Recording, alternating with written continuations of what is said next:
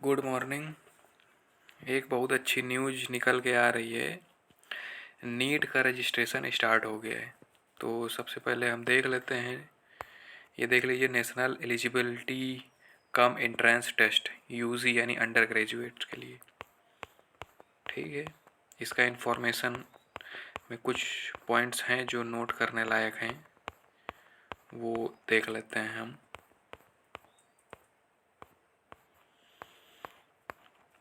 सबसे ज़्यादा इम्पोर्टेंट जो है वो ये है कि आप जब भी रजिस्ट्रेशन करेंगे इसमें, जब भी क्या मतलब अभी स्टार्ट हो गया 6 तारीख से, तो आप इसमें जब भी रजिस्ट्रेशन अभी के डेट में करेंगे तो क्या करेंगे आप, बहुत ही ध्यान से करेंगे, क्योंकि इसमें कोई भी आपको करेक्शन की फैसिलिटी नहीं दी जाती कि आप किसी भी स्टेज पे जाके ये नहीं बोल सकते कि हमको करेक्शन करना है या कोई करेक्शन का डेट आएगा, ऐसा कुछ भी नहीं। तो इसलिए प्लीज़ बड़े केयरफुली तरीके से भरिएगा। सबमिट बटन दबाने के पहले, जो सेकंड पॉइंट है वो बता रहा हूँ मैं, जो सबमिट बटन दबाने के पहले एक बार चेक कर लीजिएगा, और जो फ़ोटोग्राफ्स फिंगरप्रिंट्स वगैरह हैं उन सबको बहुत अच्छे से, बहुत केयरफुली अपलोड करना है आपको। फ़ोटोग्राफ्स पुराने नहीं होने चाहिए, सारा कुछ नया होना चाहिए। मोबाइल नंबर, ईमेल आईडी, जितना भी डिटेल आप डाल रहे हैं उसमें सब बहुत ही इम्पोर्टेंट है। और सबसे बड़ी बात ये है कि सब कुछ सही होना चाहिए, कुछ भी गलत नहीं होना चाहिए, क्योंकि गलती होने पे केवल आपका नुकसान होने वाला है। और मोबाइल फ़ोन पे आप सेंडेस ऐप डाउनलोड कर लीजिएगा, जिससे कि इन्फॉर्मेशन आपको मिलती रहेगी सारी। और एक और इम्पॉर्टेंट पॉइंट है कि आपको जो मीडियम चूज़ करना है, यानी पेपर का जो मीडियम चूज़ करना है, वो बहुत ही केयरफुली तरीके से चूज़ करना है। क्योंकि अगर आपने मीडियम गलत चूज़ कर लिया, तो चूँकि सबसे पहला वाला पॉइंट ये था कि करेक्शन का फैसिलिटी नहीं है, तो करेक्शन मिलेगा नहीं। और गलती ये हुआ कि आपने मीडियम कोई दूसरा चूज़ कर लिया, बाई चांस आपको हिंदी समझ आता है, आपने इंग्लिश चूज़ कर लिए, तो फिर आप पेपर इंग्लिश में देना चाहेंगे। और अब इसका डेट से देख लेते हैं।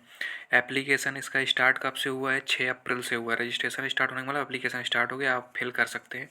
लास्ट डेट इसका 6 मई रहेगा, ठीक है। और फीस ट्रांजेक्ट करने का, यानी फ़ीस जमा करने का लास्ट डेट 7 मई है। अब फीस का कैटेगरी देख लीजिए आप। अगर जनरल कैटेगरी में आप आते हैं तो आपको 1600 रुपये जमा करना है। आप अगर जनरल EWS या OBC नॉन क्रीमी लेयर में आते हैं तो आपको 1500 रुपये जमा करने हैं।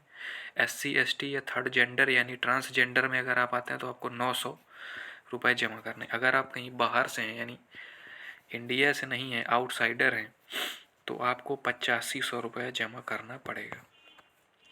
और इसका जो डेट होने वाला है, मतलब किस दिन एग्जामिनेशन होगा, वो भी रिवील हो गया है। वो 17 जुलाई 2022 को इसका डेट है, यानी 17 जुलाई संडे के दिन एग्ज़ाम देने जाइए।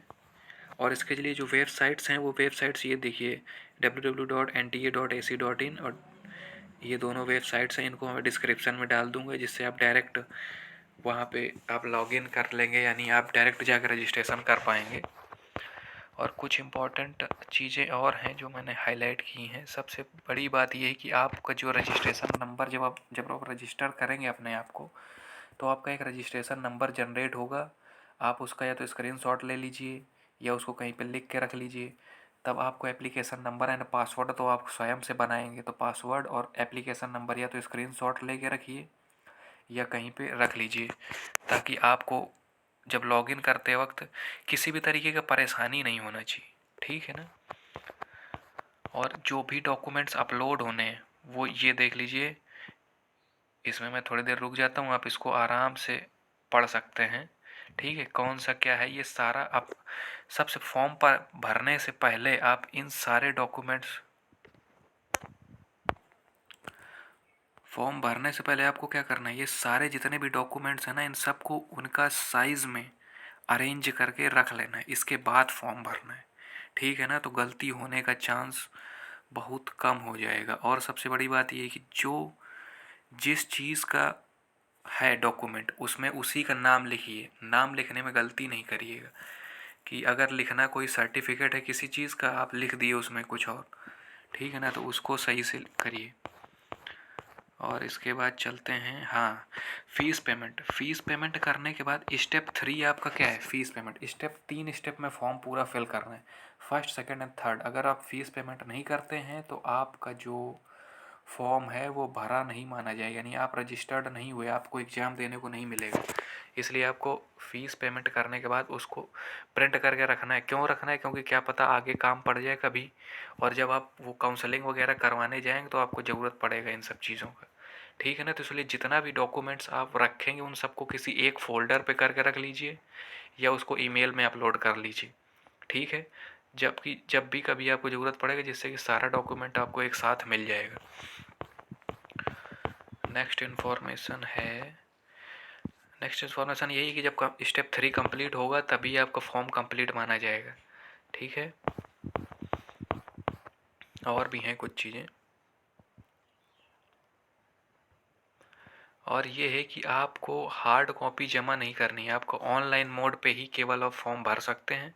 और जो भी फॉर्म आप भरेंगे उसको बहुत ही सावधानी से भरेंगे। इस बात को बार बार फोकस किया जा रहा है इस डॉक्यूमेंट में कि आप जितना भी फॉर्म भरेंगे, मतलब जो भी, मतलब फॉर्म जो भी, कि आप नीट का फॉर्म जो भर रहे हैं इसको बहुत ही केयरफुली भरेंगे आप। अगर ज़रा सा भी मिस्टेक होता है तो आप उसके स्वयं जिम्मेदार होंगे, किसी भी तरीके से कोई करेक्शन नहीं हो सकता इसमें, ठीक है ना। और आप जिस एड्रेस से रहते हैं ना, जिस एड्रेस पर रहते हैं जनरली वहीं का आपको सेंटर मिलेगा। और एक बहुत ज़्यादा इम्पोर्टेंट बात थी वो हम बता रहे हैं आपको, हाँ, टेस्ट का पैटर्न कैसे रहना है, यानी टेस्ट किस तरीके से देंगे जाके आप। Physics, chemistry, botany and zoology. Physics में section A and section B पे आपके सब में, सेक्शन ए पे आपके 35 क्वेश्चन, फिर 15 क्वेश्चन, इस तरीके से रहेंगे, ठीक है। और सभी क्वेश्चंस, जितने भी क्वेश्चंस हैं वो सारे क्वेश्चंस 4 मार्क्स के हैं, ठीक है। 4 मार्क्स के, यानी टोटल आपको हर एक सेक्शन में नहीं, हर एक सब्जेक्ट में आपको 50 क्वेश्चन मिलते हैं, ठीक है ना। सेक्शन ए में 35, सेक्शन बी में 15, यानी हर एक सब्जेक्ट में आपको, सब्जेक्ट यानी फिजिक्स, केमिस्ट्री, बॉटनी, जूलॉजी में 50-50 क्वेश्चन मिलेंगे, यानी टोटल 200 क्वेश्चंस मिलने वाले। 200 क्वेश्चंस में से आपका हर एक क्वेश्चन 4 नंबर का रहेगा। यदि आप उस क्वेश्चन को गलत कर देते हैं तो आपका -1 नंबर कटेगा।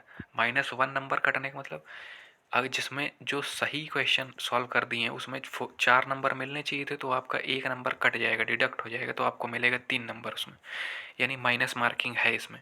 इस वजह से जो आपको करेक्ट क्वेश्चन आता है केवल उसी को सॉल्व करें। और जो आप अनअटेम्प्टेड, यानी जिसमें आप कोई भी टिक या मार्क नहीं लगाते हैं, उससे आपको कोई परेशानी नहीं है, उसके लिए आपको 0 मार्क्स मिलेगा उस पर्टिकुलर क्वेश्चन के लिए, ठीक है।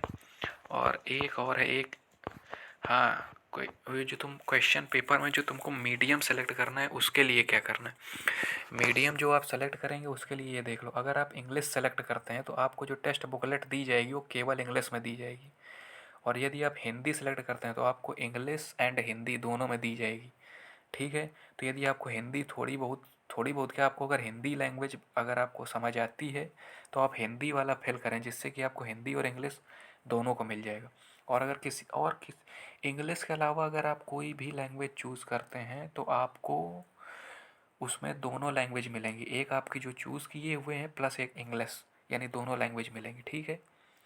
तो मेरे हिसाब से तो जो हिंदी जानता है उसको हिंदी भरना चाहिए, जिससे कि क्या है कि उसको हिंदी और इंग्लिश दोनों मिल जाएगा, तो उसके लिए और सुविधा हो जाएगी। और जो आपका जो टेस्ट का ड्यूरेशन होने वाला है 3 घंटा 20 मिनट का होगा। 3 घंटे 20 मिनट का टेस्ट होगा जिसमें आपको 200 क्वेश्चन सॉल्व करने हैं, ठीक है। और एक एज से रिलेटेड और इम्पॉर्टेंट नोट है वो देख लेते हैं। एलिजिबिलिटी क्राइटेरिया नीट 2022 की क्या है कि अगर आप 31 दिसंबर 2005 के पहले बॉर्न हुए हैं, के पहले पैदा हुए हैं, ठीक है ना, तो आप वो बहुत ही मतलब सबसे लोअर एज है, ठीक है ना। इससे नीचे वाले जो हैं, अगर आप 31 दिसंबर 2005 के पहले बॉर्न हुए हैं तभी आप फॉर्म को फिल कर सकते हैं, अदरवाइज आप फॉर्म फिल नहीं कर सकते हैं, ठीक ना। यही एलिजिबिलिटी क्राइटेरिया है।